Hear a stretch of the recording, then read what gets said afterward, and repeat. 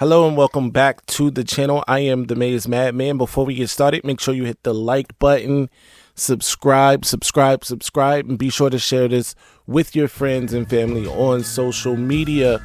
Today we are talking one coach leaving Michigan at the altar and Michigan's huge NIL announcement, plus a couple recruits that Michigan is in the running for, all that, and of course, no disrespect, respectfully, but disrespectfully, it's disrespect. Don't be disrespectful. Those vile, disgusting Spartans, poor little bro them. And I'm gonna tell them why I'm mad. That vile, disgusting cesspool in Columbus, the other state, and of course, as always, I'm upset.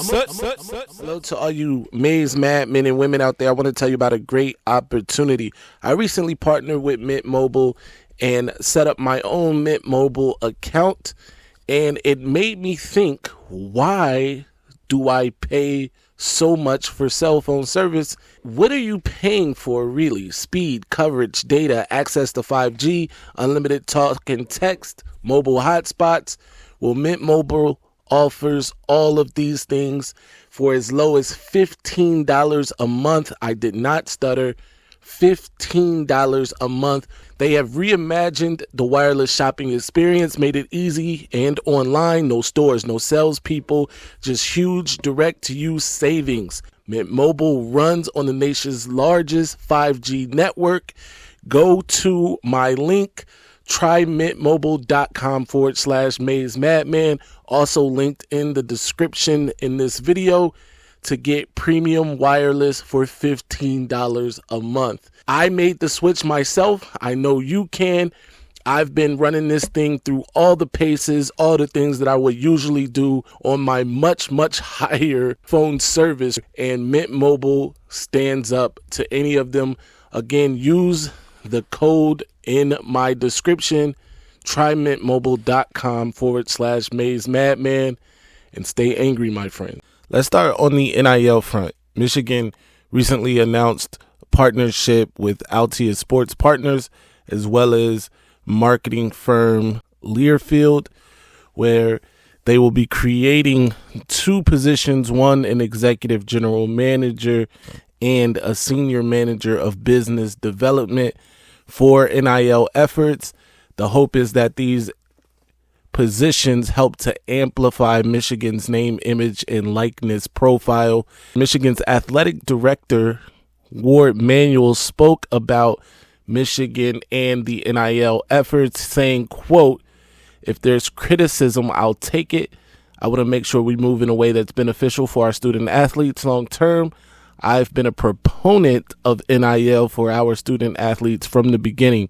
We don't have a culture here of paying student athletes directly, and so we are encouraging and doing more to get our messaging out to our donor base about supporting student athletes through collectives, through internships, through opportunities like endorsing their companies or signing engagements." So it's interesting to hear Ward Manuel say things like, "I've been a proponent of NIL," where it has been widely reported, that Ward Manuel has been sort of a roadblock in those efforts for Michigan.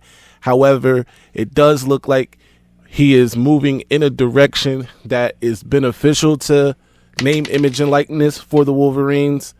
And I cannot, obviously I don't want to discourage that. This needs to happen because there seems to be a gap between some other programs in Michigan when it comes to NIL. And as I've spoken about on lives previously, I've spoken about on other videos, Michigan's donor base, like their endowment and things like that, suggest that they are one of the more wealthy schools in the entire nation, especially of the public schools. They have a endowment that rivals private universities like Notre Dame. It's not like Michigan is hurting for money. In fact, they have tons of it, and their alumni base also has tons of it. So being able to generate money shouldn't be a problem for the Wolverines. It's all about whether or not they want to stand on Ward Manuel's morality and that sort of thing that is preventing them from really getting into that space in a way that would be beneficial for the Wolverines. That said, recently, NCAA President Charlie Baker, and I think he said this as recently as December, brought up a new subdivision of schools for the highest resources that would require them to invest a minimum of $30,000 annually for at least half their student athletes. That's not just half the football team, not just half the basketball team, but half of all student athletes across the athletic spectrum at those prospective schools. That could be something that, throws a wrench in other teams or even Michigan's NIL plans. Right now, there is no real government for name, image, and likeness. A lot of teams are skating around the rules that were set in place because they are very weak. That said, hopefully Michigan figures this out. I got some information earlier that there's already been at least one multi-million-dollar donor. So that is obviously great news for Michigan going forward. I'll keep you posted as more information becomes available. Getting back to the coaching staff, Jerome Moore has done an excellent job so far filling out that coaching staff. He thought he had a defensive back coach in Steve Adegoke. Everything seemed to be lined up. The lie detector determined that was a lie. However, in the 11th hour, Adegoke decided to stay with the Houston Texans. Apparently, D'Amico Ryans really wanted him to stay. They gave him a pay raise, which Jerome Moore countered with even more money, according to reports. But Adegoke decided to stay with the Texans. What that does is shift the focus back to Lamar Morgan. I told you in the last video that both Morgan and Adegoke interview very well. Both knocked their interviews out the park with Jerome Moore and defensive coordinator Wink Martindale. So now it looks like the job is Lamar Morgan's to lose. Remember, Lamar Morgan is the defensive coordinator for the Louisiana Raging Cajuns, his alma mater. He also coached safeties and cornerbacks under former Michigan defensive coordinator Jesse Minter. And in fact, Jesse Minter has highly recommended Lamar Morgan to Jerome Moore and others at Michigan. So this looks like the hire that Jerome Moore needs to make. Whether Lamar Morgan feels jaded in any way from not being the first choice, we don't know. Hopefully he doesn't. I think this would be an excellent hire. He actually may even have a little more experience. Not even may. He does have a little more experience than Adegoke, as he is a defensive coordinator now. He's coached every position in the defensive backfield, while Adegoke is the cornerbacks coach for the Texans. So keep that in mind. In other news, Michigan linebackers coach Brian Jean-Marie has been announced. In addition to being the linebackers coach, he will also be the defensive run game coordinator. So he's getting a big or at least a promotion in title.